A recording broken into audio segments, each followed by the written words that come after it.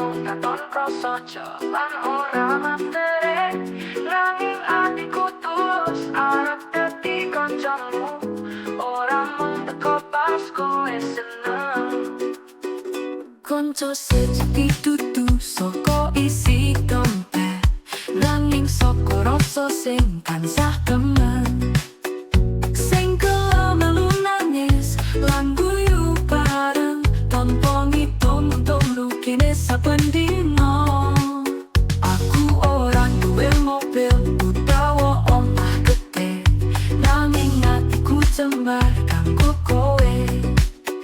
Yen kowe butuh pundak kanggo sandaran, aku bakal teko tanpa kudu diwenehi apa-apa.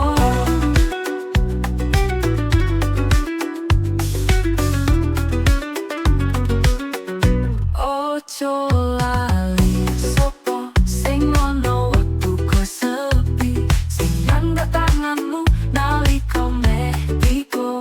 Dudu sing melu yen kowe duwe kuwi, kancaku sejati ora mbutuhake topeng. Ojo ndelok pondo dolanan atiku, tulus lan setya ngancani kowe.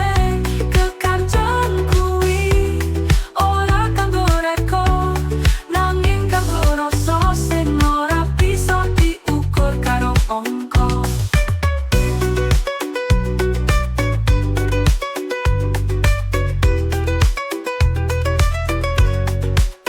Aku ora duwe mobil utawa omah gedhe, nanging atiku jembar kanggo kowe.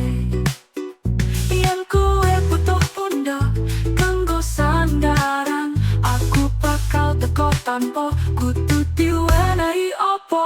Ojo lali sapa sing ono wektu kowe sepi, sing nyandhak tanganmu nalika meh tiba.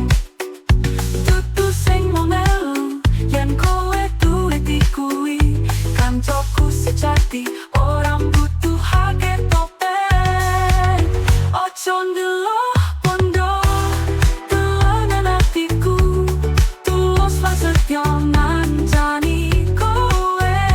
Kekancan kuwi ora kanggo reko, nanging kanggo rasa sing ora bisa diukur karo angka.